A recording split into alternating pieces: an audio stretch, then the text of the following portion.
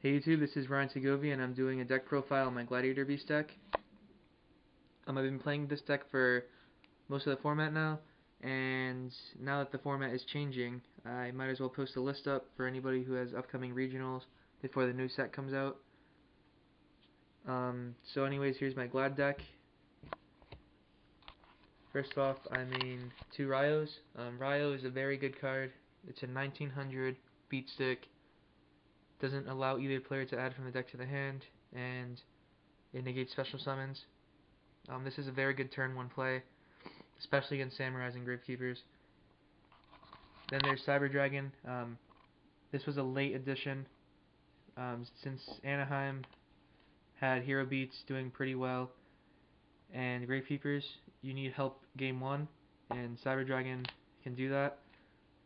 It's a pretty good card in all the other matchups too. It's decent, and it frees up the space in the side deck, which is always good. And there's 2 Laquares. Laquari 1800 comes out as a 2100. That's pretty standard. It's also a need for the fusion, Heraklinos, and it's pretty good in most of the matchups. Then there's Hoplimus. Hoplimus, same thing. It's good against Gravekeepers and Hero Beats. It walls them, and it's a great turn 1 play, other than your Ryo. It gives you early options to go into Murmillo if they attack with Alias, for example. And yeah, that's a pretty good addition for this deck. Then there's 2 Quests. 2 Quests is standard. I mean, it gives you Glad Beast cards from your grave to the hand. Lots of advantage with a quest. Then I play 1 Darius. I don't play Tigers or Prisma, so I'm going to play 1 Darius. 1 hasn't been hurting me at all. You don't draw it as often, which is always good. And then I play the normal 1 Rediari, 1 Murmillo, and 1 Bestiari. Now onto the spells. Oh yeah, and that was 13 monsters. Now onto the spells. I have 2 Proving Grounds. Proving Ground is another monster, basically. You can say you're playing 3 Bestiaries, which is always good. And it gets around Royal Tribute. And you can also set this card as bluffs, because lots of people don't like to overextend against a Glad Beast in 4 back rows. So if you draw 2 of these, you can set these 2, and like let's say 2 MSTs or something. Yeah, and then 2 MSTs, standard. 2 Forbidden Lance. I was testing 3 at first. Well, I was testing none, and then I tried 3. It was alright, and then it started getting inconsistent, so I dropped 1, and it's been working really well for me at 2. Forbidden Lance is used as 2 cards, basically. You can use it as a shrink, or you can use it as my body as a shield, but it also gets around prisons, etc. I really like this card because it's also used in the damage step, and that's a plus. And there's 2 Duality. Duality allows you to see 9 cards on your first turn, which is great because it sets up your chariot plays. It allows you to draw that monster, or see that monster that goes with your 5 back row hand, etc. People bash on this card because you can't special summon the same turn you play, and it doesn't really matter. It's great to top deck, and I've never had a problem with the card. I could even see myself playing 3, but I don't have a 3rd one. And then there's Darkhold, Monster Reborn, and Book of Moon, standard. 3-dimensional prison.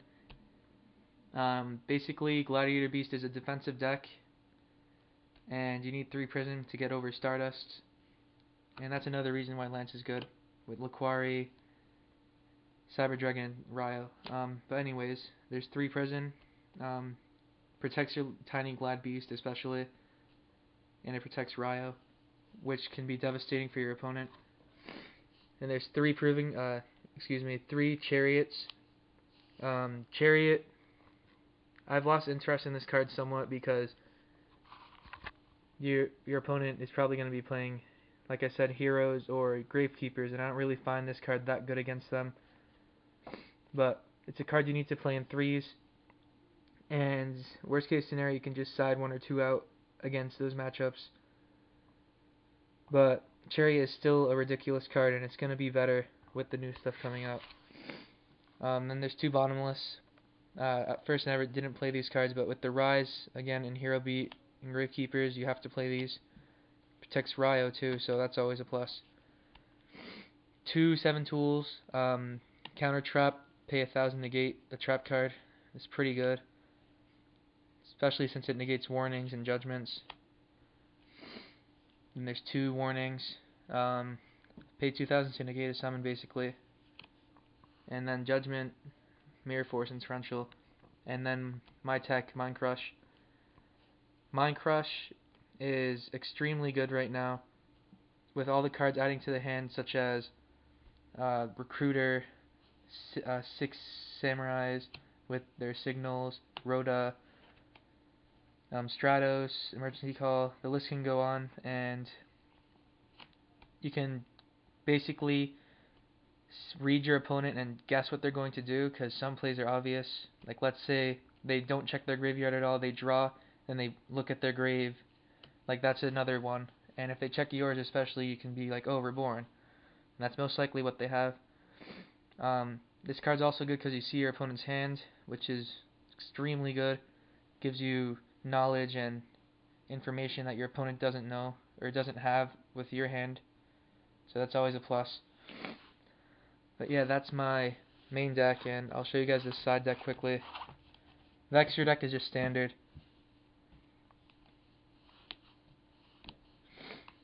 3 Kinetic Soldiers. Kinetic Soldier, it's mainly for Samurais, but you can side in against heroes as well. Yeah, like, this gains 2,000 points on each stat when it's attacked or battled with a warrior. So that's ridiculous.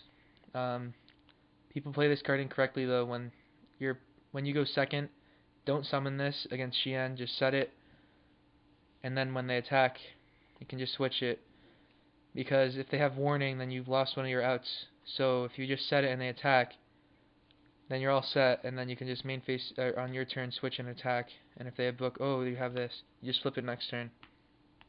So you have to use this card correctly. Then there's 2 Fossil Dynas.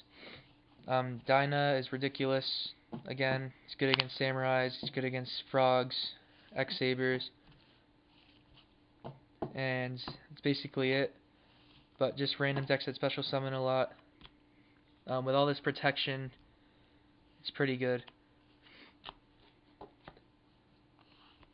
Side 2 Veilers. Veilers really good when you're going second against Samurais, and it's good against plants.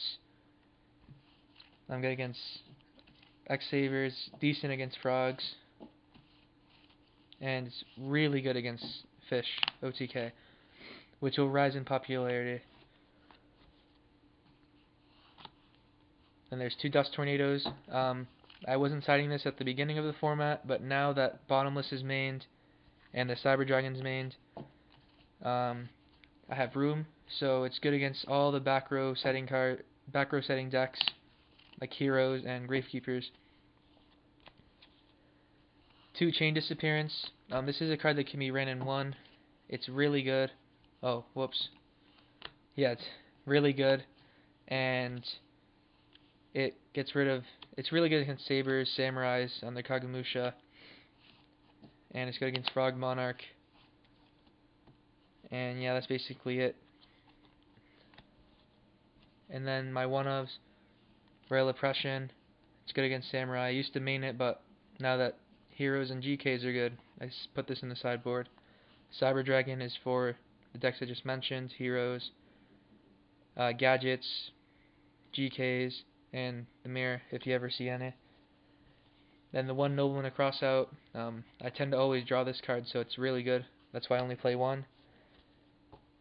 Obviously, I'm joking. And then the 1 Shadow Mirror for Gravekeepers and Infernity, if you see it.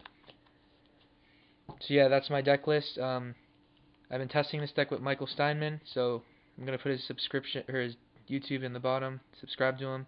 Pretty good player. He has topped nationals, so he is good.